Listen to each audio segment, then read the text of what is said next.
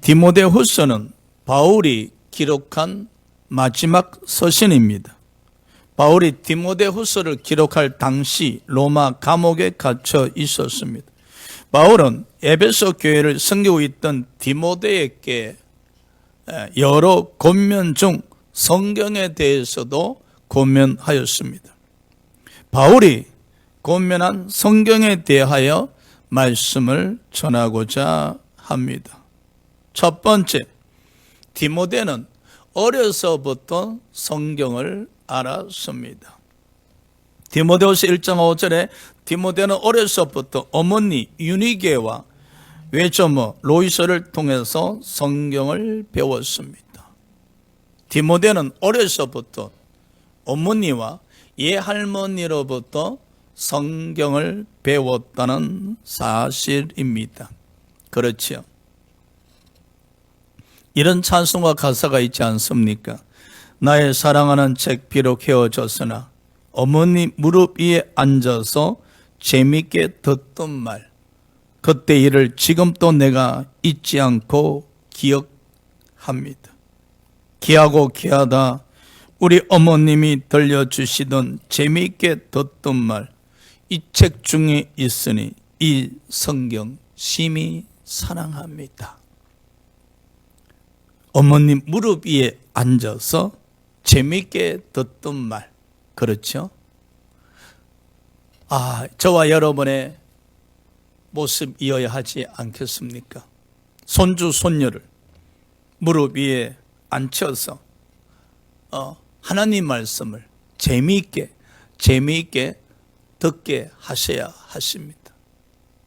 그리 했었을 때 세월이 지나 여러분의 손주 손녀가 장성했을 때 우리 할머니로부터 들었던 그 성경 말씀 또는 어머니로부터 들었던 그 성경 말씀이 귀하고 귀하다.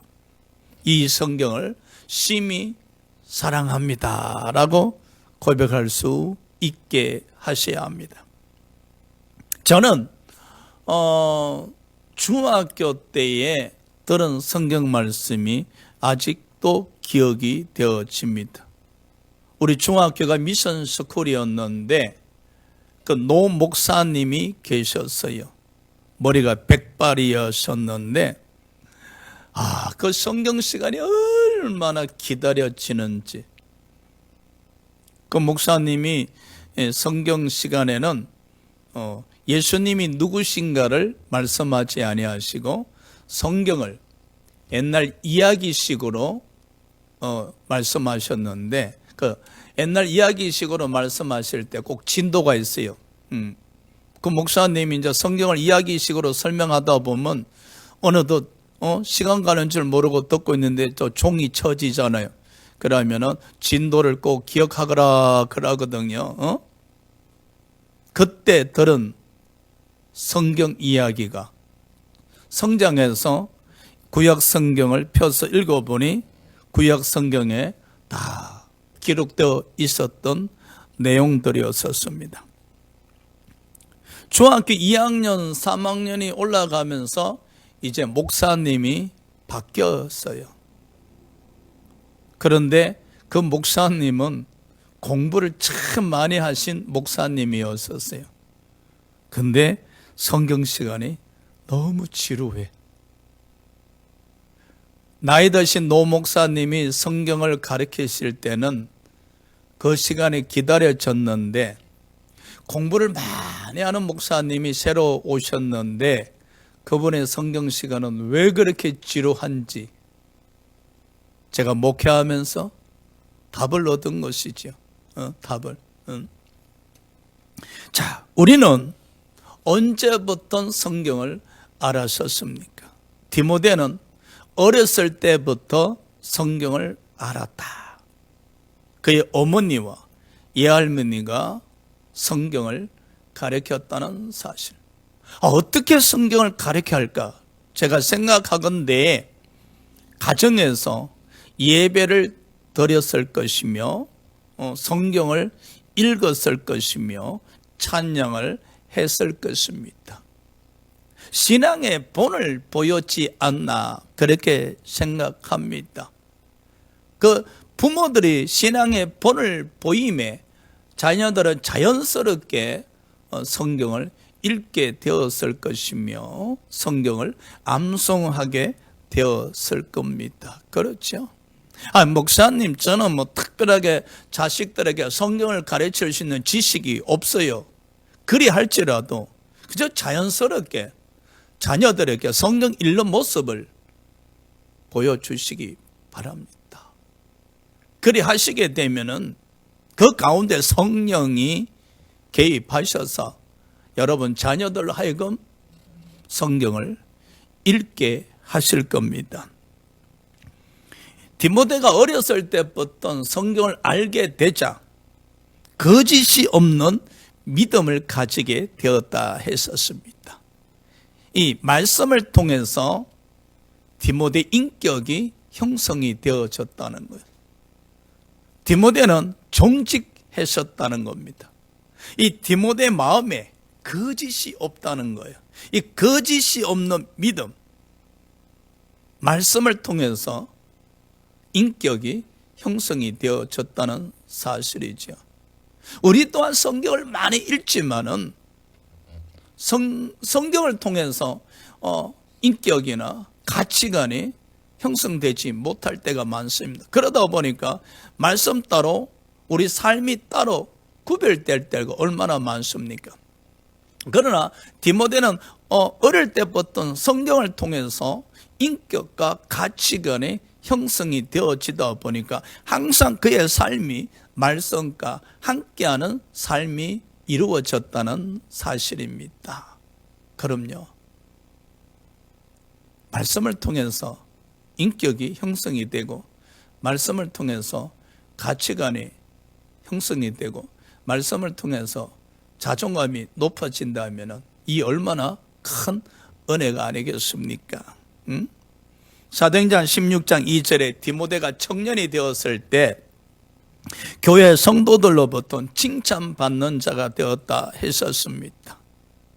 디모데는 어렸을 때부터 성경을 알았고 그 말씀을 통해서 인격이 형성되어져 가는 가운데에 사람들로부터 성도들로부터 칭찬받는 자가 되었다는 사실. 우리가 어떻게 자녀를 양육해야 되겠습니까? 바로 디모데를 보십시오. 목사님 참 자식 키우기 힘듭니다.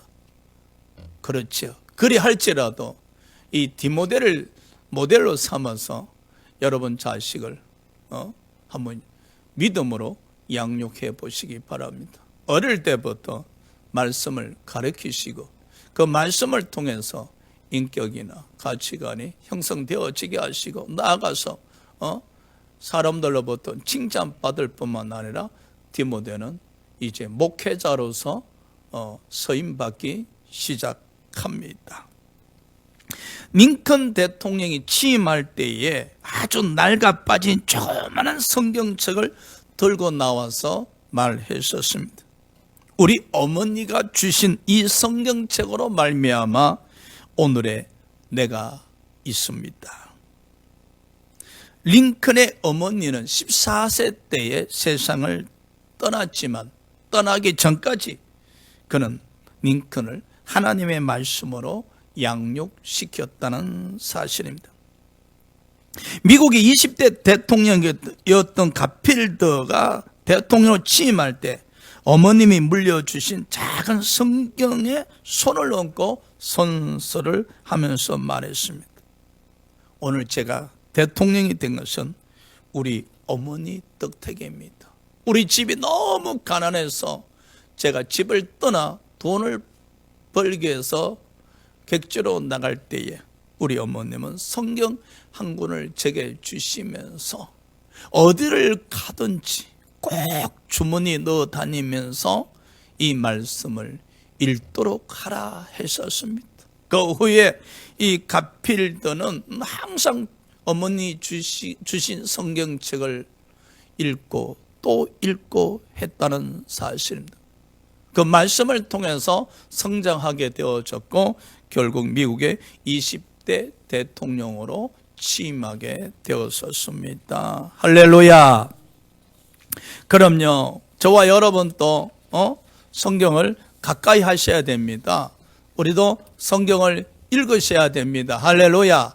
뿐만 아니라 이 말씀을 통해서 우리는 인도함을 받도록 하셔야 됩니다. 사도행전 17장 11절에 베레아에 있는 사람들은 날마다 성경을 읽었더라 하셨습니다. 베레아 성도들은 날마다 성경을 읽었다 했었습니다. 시편 119편 148절에 보니 시편 저자는 성경 읽기에서 새벽녘에 일어났다 했었습니다. 성경을 읽기 위해서 새벽에 일어났다는 거예요. 그래서 시편 저자는 이 성경을 읽으면서 꿀송이보다 더 달았더라 했었습니다.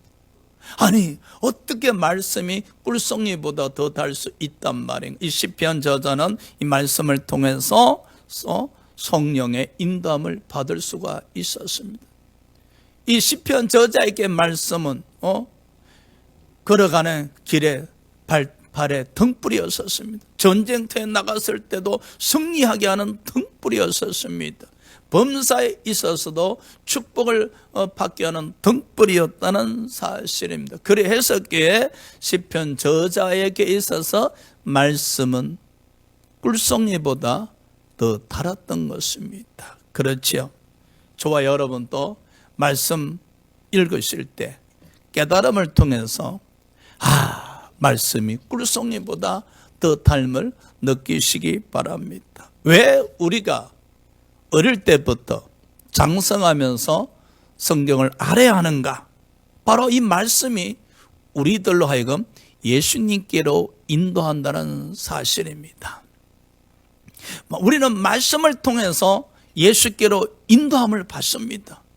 구약은 오실 예수님에 대해서 말씀하신 것이고 신약은 오신 예수님에 대해서 기록하고 있지 않습니까? 그래서 우리가 이 말씀을 읽을 때, 말씀을 깨달을 때 우리는 예수께로 다가갈 수가 있는 것입니다. 그래야 할 때 우리는 예수로 말미암아 충만할 수가 있습니다. 두 번째, 이 성경은 구원에 이르는 지혜가 있다 했었습니다. 성경은 능히 너로 하여금 그리스도 예수 안에 있는 믿음으로 말미암아 구원에 이르는 지혜가 있게 하느니라. 여기에 구원에 이르는 지혜, 이것이 무슨 뜻인가? 바로 예수님을 그리스도로 믿는 믿음이 구원에 이르는 지혜라고 합니다. 구원에 이르는 지혜란 예수님을 그리스도를 믿는 믿음이 구원에 이르는 지혜라고 합니다. 물론 성경 자체가 우리에게 구원을 주는 것은 아닙니다. 우리는 오직 구원은 예수 그리스도를 믿음으로 말미암아 얻습니다. 예수 그리스도를 믿음으로 말미암아 얻는 사람들이 이 말씀을 통해서 믿음이 더욱더 성장할 뿐만 아니라 구원의 확신을 가지게 되어지는 겁니다. 그래서 D.L. 무디는 성경을 바르게 읽는 사람 치고 구원의 확신을 얻지 못한 사람은 결코 보지 못했다 했었습니다. 가끔 성도님들이 그래요. 목사님, 구원의 확신이 없어요. 그래요.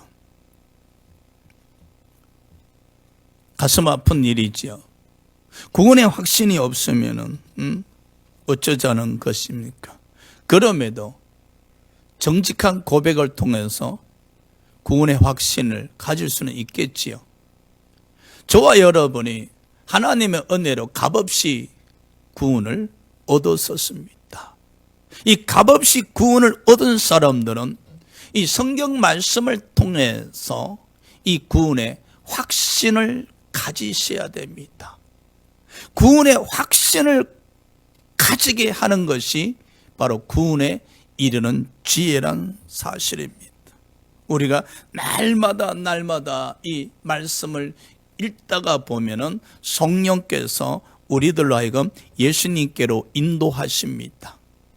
말씀을 읽다가 보면 성령께서, 예수 그리스도께서 우리 죄를 담당하시고 십자가에 죽으신 그 하나님의 사랑, 하나님의 은혜를 깨닫게 하실 겁니다. 이러한 여러 각도를 통해서 우리들 하여금 구원의 확신을 가지게 하는 것입니다. 할렐루야. 그리 하시기 때문에 우리는 성경을 가까이 하셔야 되고 성경을 읽으셔야 하신다는 사실입니다. 이 구원의 확신을 가져야만이 신앙이 흔들리지가 않습니다. 구원의 확신이 없으면은 환경에 쉽게 넘어집니다, 여러분. 그래서 교회를 떠나는 많은 사람들은 성경 지식이 없는 사람들이에요. 서당계 신앙을 가진 자들이에요. 예? 서당계 신앙은 기가 얇아요. 바람이 쉽게 무너져요. 그러나 우리가 성경을 통해서 예수님께로 인도함을 받고 이 성경을 통해서 영적으로 양육이 되어지고 믿음이 더욱더 성장하게 되어지면은 우리는 구원의 확신을 가지게 되어짐으로 말미암아 어떤 경우에도 흔들리지 않고 예수 안에 머물러 있을 수 있게 되는 것입니다. 할렐루야. 세 번째, 성경은 하나님의 감동으로 된 것입니다. 이 성경은 하나님의 입에서 나온 하나님의 말씀입니다. 하나님의 말씀. 그래서 성경의 원저자는 하나님이십니다. 우리 하나님께서 로얄티를 받으셔야 되는, 왜? 성경의 원저자는 하나님이시니까. 그래서 우리가 성경을 읽고 있노라 하면은 성령의 감동하심으로 하나님의 뜻을 깨닫게 되는 것입니다. 이 성경책을 대개 처음 읽으실 때는 믿음으로 읽는 거 아니잖아요. 지식적인 측면에서 성경을 읽게 되어지죠. 그리고 또 성경 구절을 많이 암송하지만은 들어는 믿음으로 암송하는 사람들도 있지만 대개가 지식적 측면에서 성경 구절을 암송하곤 하십니다. 그리 할지라도 우리가 지식적인 측면에서 읽은 이 말씀이 어느 순간에 성령의 감동이 임하시게 되어지면 그 말씀에 우리가 지배를 받고 인도함을 받게 되어지는 겁니다. 뿐만 아니라 어떤 분은 이 말씀을 읽는 가운데 눈물이 쏟아지고, 어떤 분은 이 말씀을 읽는 가운데 기쁨이 넘쳐나고, 어떤 분은 말씀을 읽는 가운데 회개가 쏟아지는 분들이 있고, 어떤 말씀은 가슴을 치면서 또 통곡하는 분들이 있습니다. 왜? 이 말씀을 읽을 때에 성령의 감동이 임재하셨기에, 즉 말씀을 읽는 가운데 성령의 감동으로 성령의 인도함을 받았고, 그 받은 결과 어떤 분은 깨닫게 되어지고, 어떤 분은 해결하게 되어지고, 어떤 분은 기쁨에 넘치게 되어지는 겁니다. 할렐루야. 그래서 우리가 이 말씀을 읽을 때에 지식적 측면으로 읽기보다는 성령의 감동에 이끌림 받기를 소망하시기 바랍니다. 뿐만 아니라 이 성경을 지식적 측면에서 축적하는 것도 굉장히 중요합니다. 그래서 이 축적되어진 성경 지식이 어느 순간에 성령의 감동으로 역사하게 되어지면 그 말씀을 통해서 인도함을 받을 수가 있는 것입니다. 베드로전서 1장 8절에 보면은 베드로전서 수신자들은 예수 그리스도를 보지 못하였으나 사랑하였고, 예수 그리스도를 보지 아니하였으나 믿었고, 예수 그리스도를 보지 아니하였으나 예수로 말미암아 기뻐했다 했었습니다. 그들은 베드로로부터 들은 말씀을 통해서 믿음이 생겼다는 것입니다. 베드로로부터 말씀을 들을 때 하나님의 감동이 임재했었다는 것입니다. 그리했었기에 그들은 예수 그리스도를 보지 아니하였으나 예수님을 사랑했었습니다. 그렇죠. 우리가 이 말씀을 읽을 때에 성령의 감동이 임하시게 되어지면은 예수 그리스도를 보지 아니하였으나 우리는 예수님을 사랑하게 됩니다. 우리가 성경을 읽을 때에 성령의 감동이 임하시게 되어지면은 예수 그리스도를 보지 아니하였다 할지라도 그 예수로 말미암아 기뻐할 수 있으며 그 예수가 믿어지게 되어지는 겁니다. 그럼요. 항상 이 말씀을 가까이 할 때, 말씀을 들을 때, 말씀을 읽을 때 성령의 감동이 임하시기를 소망하시기 바랍니다. 할렐루야. 그럼요. 이 말씀을 읽을 때에 성령이 감동하시면 깨달음이 임합니다. 깨달음. 그럼요. 깨달음이 중요하죠. 여러분이 말씀을 가까이 하고 말씀을 묵상하며 말씀을 되새김하며 말씀을 읽을 때에 성령이 감동하시게 되어지면은 깨달음을 통해서 우리가 하나님의 뜻을 알 수 있게 되어지는 겁니다. 그래서 이 성경은 하나님의 감동받은 약 40명의 저자들에 의해서 약 1600년의 기간을 통해서 기록되어진 겁니다. 저와 여러분이 보고 있는 이 성경책은 약 40명의 저자에 의해서 약 1600년이란 기간을 통해서 기록되어졌다는 사실. 그런데 이 1600년이란 기간을 통해서 40명에서 이 기록되어진 성경책이 틀림이 하나도 없다는 거예요. 왜?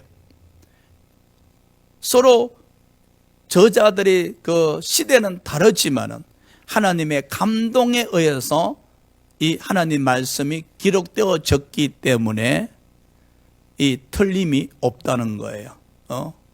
이 말씀이 정확하다는 사실입니다. 그렇죠?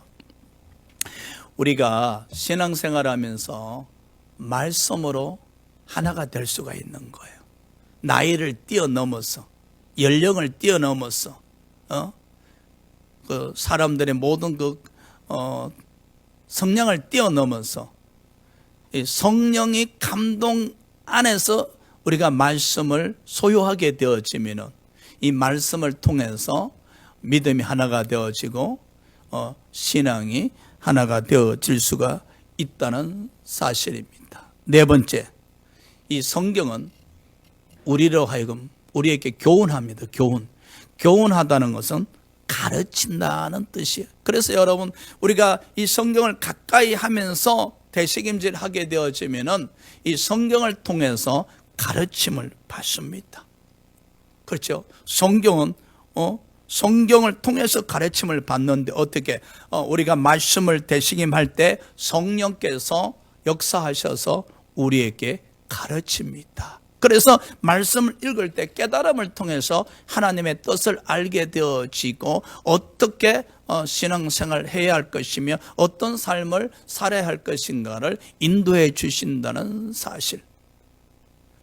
우리가 잘못 알고 있는 어떤 지식이 있다면 이 성경을 읽을 때에 성령께서 개입하셔서 가르침을 통해서 올바르게 알게 하신다는 사실. 그래서 우리가 이 성경을 날마다 읽으셔야 됩니다. 그래 하셔야만이 가르침을 통해서 올바른 지식을 가질 수가 있다는 사실입니다. 다섯 번째, 이 성경은 책망합니다. 우리가 이 말씀을 읽다가 보면 우리 마음에 책망이 임할 때가 있습니다. 어떤 분은 말씀을 읽으면서 내가 하나님의 뜻대로 살지 못했구나 깨닫고 회개하는 사람들도 있지 않습니까? 그렇죠? 아이고 목사님 다 큰 어른인데 뭐 누가 책망하십니까? 아닙니다. 여러분, 예수를 20년 30년 100년을 믿었다 할지라도 이 말씀을 읽고 있노라면 이 말씀을 통해서 책망하십니다. 할렐루야. 여러분, 예수님 제자 베드로 보십시오. 가야바 집들에서 예수님을 3번 부인했지 않습니까? 부인하고 난 뒤 예수님하고 이렇게 마주치는 순간에 갑자기 예수께서 하신 말씀이 생각나셨죠. 베드로야, 닭 울기 전에 너는 나를 3번 부인하리라. 그 예수님 말씀이 생각나서 견딜 수가 없어서 가야바 집들에서 도망치듯 도망하면서 대성통곡하지 않습니까? 말씀을 통해서 베드로를 책망하신 겁니다. 그렇죠? 우리도 이 말씀을 읽을 때에, 또 이 설교를 들을 때에 성령께서 우리를 책망하실 때가 있습니다. 그때마다 우리는 주님께 나와서 회개하는 자세를 가져야 하십니다. 6번째, 성경은 바르게 합니다. 바르게. 이 바르게 하면 교정입니다. 교정. 책망은 이례적이나 이 바르게 하면 지속성이 있습니다.